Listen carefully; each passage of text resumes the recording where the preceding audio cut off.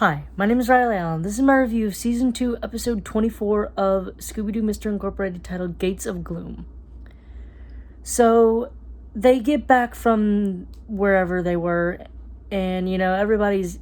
Shaggy and Scooby are, excited about the plane ride, and Mayor Nettles is like, yeah, that was real fun. Just keep this on the down low and don't mention it to anyone, especially Homeland Security, because that's, hella illegal. So they drop Velma's mom off, and they go, and they realize all the cracks in the street. And then they run into Bronson Stone, Sheriff Bronson Stone, who proceeds to say that he was in the middle of talking to one of his deputies before the floor opened up and snatched him up whole. And because we needed a demonstration, it proceeds to snatch him and Mayor Nettles up. They realize, though, that it follows movement. Of course, they get worried about Velma's mom, and they go and see it trashed. So they go home, Fred's home, and basically start going over what they know about the planispheric disk, Nibiru, the clues, and how the planispheric disk kind of mirrors our solar system in the alignment, and how a new 10th planet is coming behind Pluto, which in the alignment, which will kind of throw off the gravitational pull, opening the dimension or whatever. And how Velma is believing it's real, not in the sense of it being supernatural, but it being science fiction until proven science fact. The floor ends up opening up, and this drill thing comes out, and the evil robots of Professor Pericles come out to kill them all. But unfortunately for these motherfuckers, this is Fred Jones's crib. Which is slightly more dangerous than pulling up on Kevin McAllister. I'm gonna be honest. Kevin McAllister's probably more dangerous. He's not out to kill you. He's out here to make you hurt. He's out here to kill you. It's just, Harvin Murr. I don't remember. I don't know the criminal's name, but they got some Looney Tunes ass powers, so they don't die from Kevin's torture. Enough about that. They end up going down the basically rabbit hole into Wonderland, and then in the tunnels, and they find them deep underground, and all the Crystal Covians, Covenites, Covers, whatever, they couldn't agree, are all being forced to dig. And this is something about this damn thing that got me kind of weirded out. Velma is more worried about her mom. She specifically says her mom instead of her parents. Her dad is in this scene. He is animated. He is actively shown.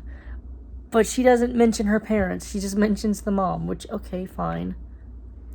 It's kind of a small thing for me to get hung up on, but it's kind of funny. So we have a romantic declaration from Fred to Daphne, where he tries to apologize for, being kind of a brickhead and not really understanding his feelings, which is, pretty emotionally mature for him to understand that. And Daphne, kind of shuts him down for, I guess, pushing him, but you should have just took the apology. Fred was being emotionally constipated. So their plan is to start a revolution, and Shaggy and Scooby have this burst of courage. They're going to be the ones telling them, the Paul Revere's, hey, the revolution's happening, Also, we find out that Mystery is, really regretting this. It seems he, at least if he doesn't love Cassidy, he still has, feelings as friendship. Then you have Brad and Judy arguing, and then this bitch proceeds to insult.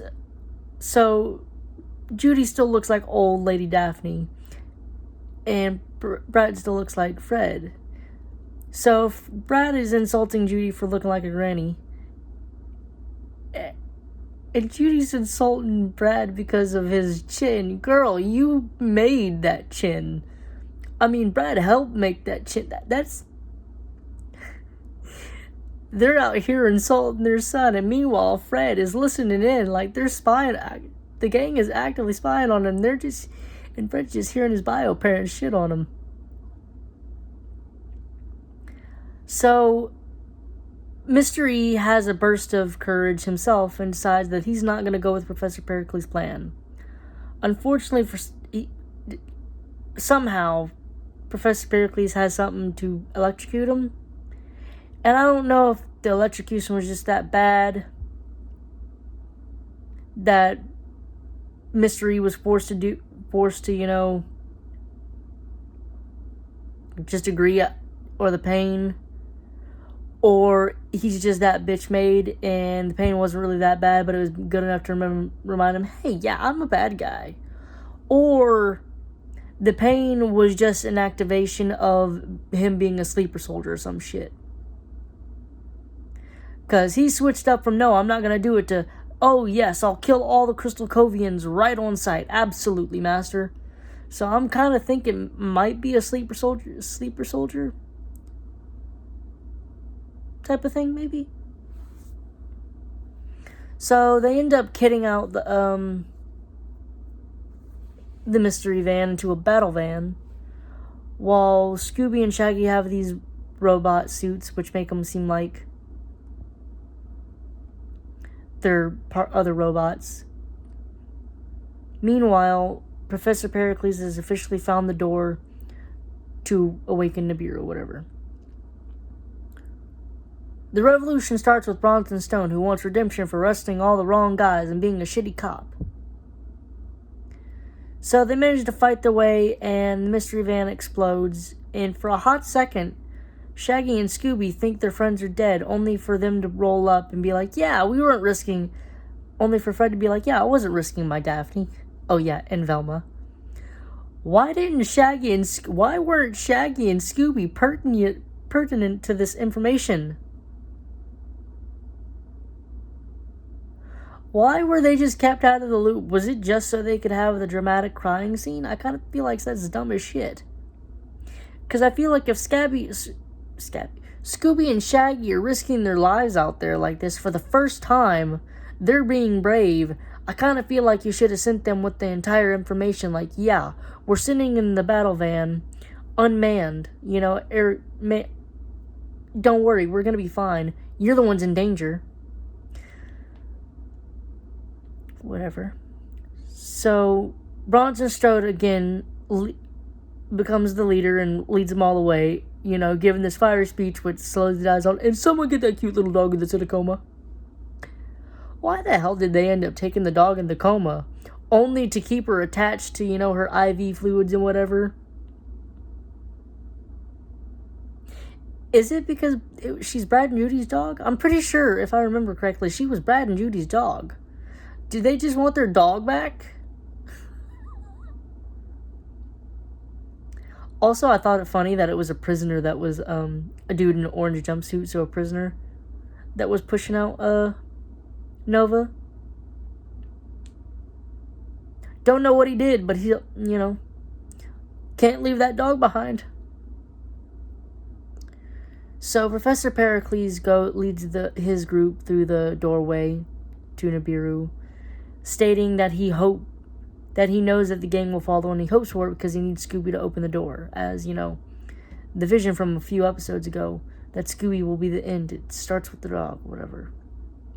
Or some shit like that.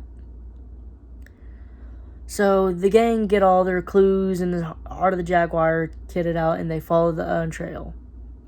With the episode ending with Scooby saying his line, Scooby-Dooby-Doo. You know.